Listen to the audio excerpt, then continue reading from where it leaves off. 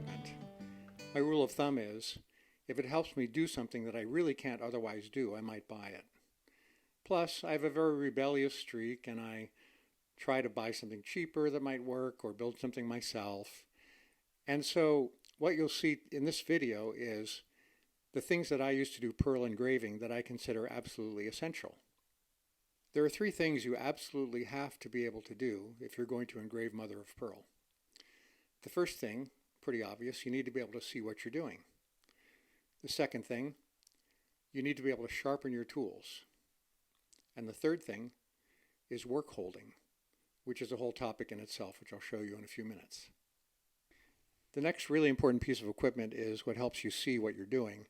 And what you have here is, this is a Bausch & Lomb. It's probably 20, 30 years old. It was originally made to inspect electronics. I found it on Craigslist for $450. And it's got a ring light that came with it. I just went on eBay today and saw a very similar setup for $250. But I really appreciated being able to go try it out in person, so I didn't mind paying the extra money. But now that I've done the research, you could buy the same thing on eBay. This is my work holding station. I made it myself, and the basic components consist of a 14-inch cake pan. I had to buy this at one of those restaurant supplies. You can't usually buy this size at, say, your local grocery store. This is a metal vise that I bought at Harbor Freight, and I filled my cake pan with some kind of concrete and embedded these bolts that hold the vise. The whole thing rotates on a Lazy Susan that I bought at Woodcraft.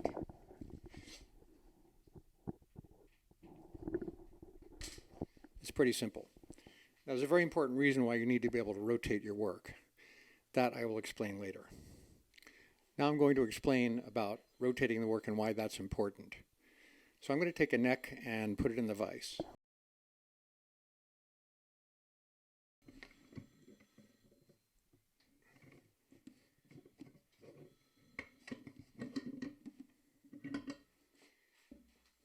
The next step is I have to center the scope exactly over the work. And the reason rotating is important is that, well, there's two reasons. One is, even if you're doing straight lines, let's say I want to do a crosshatch pattern. So I'm going to come in here and cut straight lines. Then, instead of having to take it out of the vise and do all kinds of craziness, all I have to do is rotate the work and then come back and do the 90 degrees to the original lines that I cut. The other reason is that the human body can't easily go in a circle, like if you're cutting a circle or a curve. So actually what you do is you rotate the work and your hand at the same time for a curve, and I'll just sort of show you here one second. I'm just faking it here. So if I were to do that, it would allow me to essentially go all the way around. And a lot of times in pearl engraving, one of the important shapes is a spiral shape that you might need to do. And you absolutely will have a hard time to do that if you can't rotate your work. Another thing I want to mention about scopes is that these inspection scopes only give you about 2 or 3 inches clearance, and a fancy engraving scope designed specifically for engraving will give you as much as 6 inches clearance. And it's not that important, I think, for pearl, maybe much more important for metal, because some of the metal tools are piston driven and you need more angle. But the action for most of my work in pearl engraving is a push action, and I can get real low. Sometimes it influences how I sharpen so I can get a low angle, but basically I don't really usually feel the need of lifting my hand up and running into the scope. This is the Graver sharpening system by the GRS company.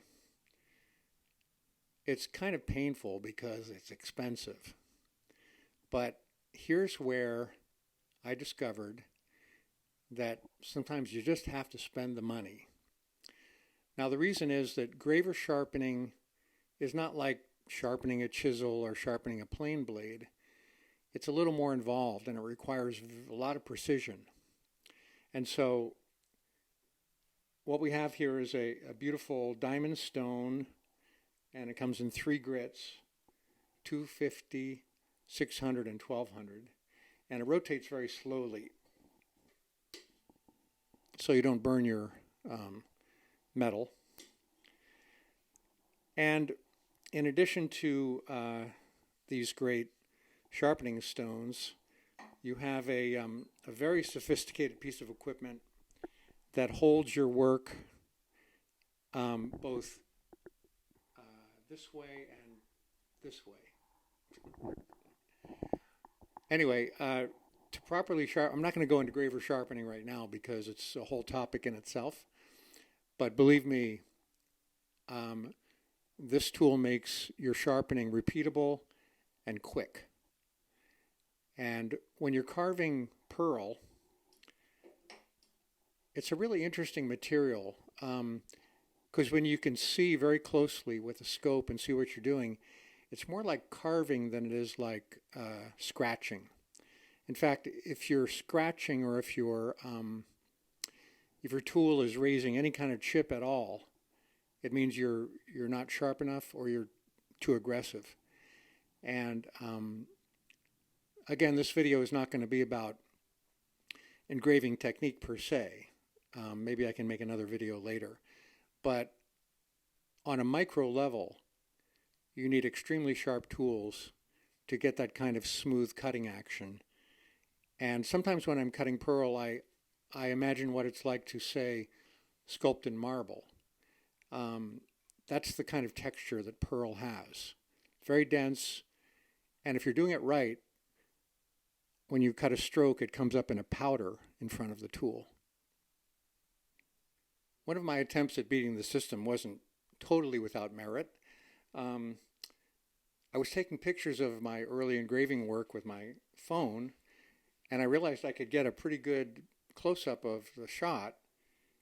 And so I thought, hey, why not use this sort of as a way to see the work? So I'm going to show you how this looks in a minute. But I built this stand. It's adjustable here. This can rotate here. What I have here is a block I used to practice on. And I've set up my iPhone on my stand, and I've zoomed in. And you get a pretty good picture of what you're doing. So this arrangement wasn't without merit, and I actually was able to do some better engraving. You'll notice the center of this flower has cross-hatching. The lines are not evenly spaced, and the cuts are not consistent. But it was okay. However, when I got my scope, I was able to do something more like this. You'll notice a lot more clarity and a lot more definition. And over here, I experimented with doing a shade on one of the petals. And those lines are so close together and so fine you can barely see them with the naked eye, but you do notice that it's sort of a shaded area, and that's what good engraving should be.